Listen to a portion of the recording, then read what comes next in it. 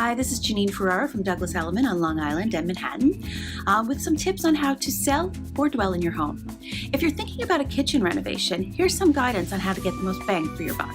According to the 2018 Remodeling Cost versus Value Report, renovating a kitchen may not yield you 100% return on investment.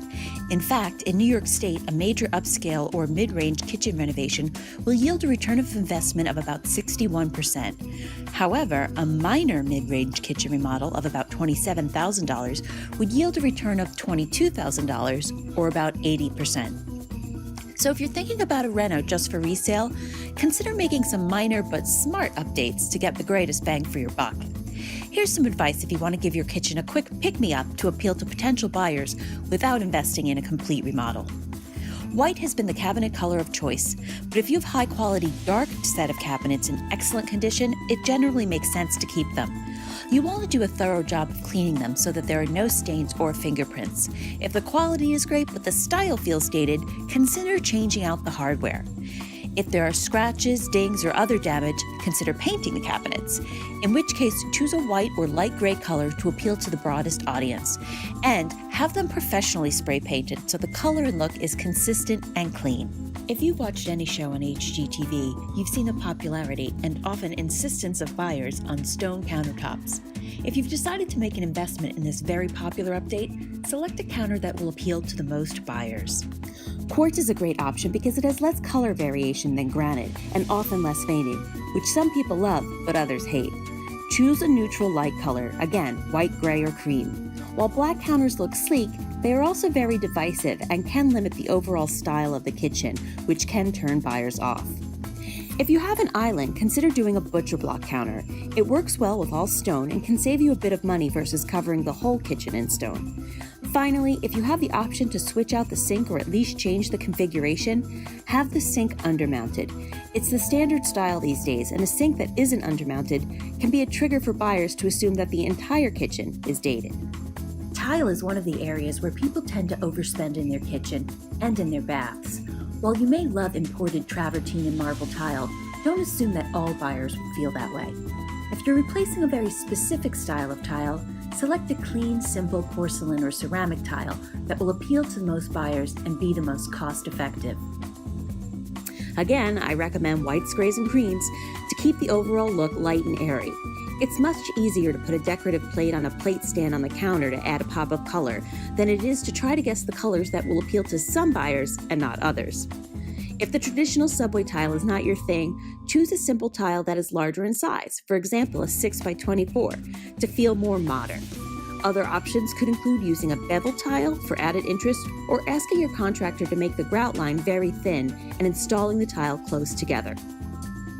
Change the walls? Yes, yes, yes. Paint is one of the most dramatic room changers at the most affordable price.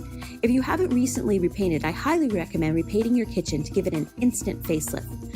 Again, light and bright should be the theme.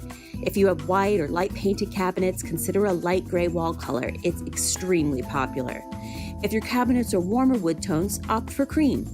Again, it's much easier to add pops of color in wall art, dish towels, and accessories than selecting a bold color that may or may not appeal to all buyers. Unless you've had wallpaper installed in the last 4 years and it's a simple grass cloth or neutral texture, definitely change out the wallpaper. Bold patterns can make or break an impression of a room, and with the wide variety of pattern options, the odds of you selecting something that will turn off 75% or more of your potential audience is significant. Save the bold flares for your next home and keep it simple for potential buyers. Wallpaper can be easily removed with a scorer and a spray bottle filled with water and fabric softener. But if you're not a DIYer, call your local paint or wallpaper store and ask for recommendations for a local wallpaper installer that can help you out. Flooring is a large project, so again, if you have a clean tile in a light neutral color, consider regrouting to give it a fresh look before you take a sledgehammer to it. If you need to replace the floor, your best bet is a porcelain tile. I love the tile that looks like slate, but is less porous and cold than slate. Another look to consider is the tile that looks like wood. It's extremely popular right now. In general, I would again keep to a neutral color on the lighter side and avoid any tile that has a sheen or shine to it. A matte finish is preferred by most. When it comes to window treatments, less is more. Light is one of the most valuable selling points in a home, so if you have anything such as valances, cornices, or curtains that are blocking natural light, it's best to remove them. And be sure to pull up the blinds for photos in open houses so that you can embrace the light. If you need to add some type of fabric treatment, I recommend going with a sheer white panel that allows in light without weighing the room down. There are a wide variety of appliances in various price range. If you're updating strictly for resale, I wouldn't suggest investing in appliances with lots of bells and whistles. Those features aren't likely to be deciding points for potential buyers, so you won't likely see return on investment. If your appliances are broken or mismatched in color, I would recommend investing in some mid-range appliances to complete the look of a kitchen. White and stainless still seem to be the preferred color unless you have a vintage-looking refrigerator or stove in a pastel or bold color. Once you've upgraded, there are a few basic staging steps you should take, including clean out your cabinets and pack stuff up. Don't highlight any storage concerns.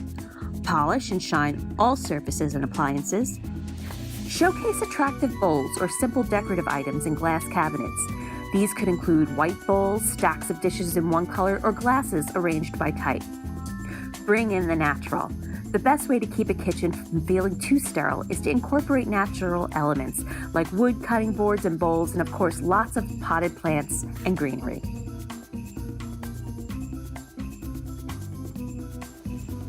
Well, that's it for today. If you'd like more home selling tips, go to my website, janeneferrara.element.com, and sign up for my newsletter.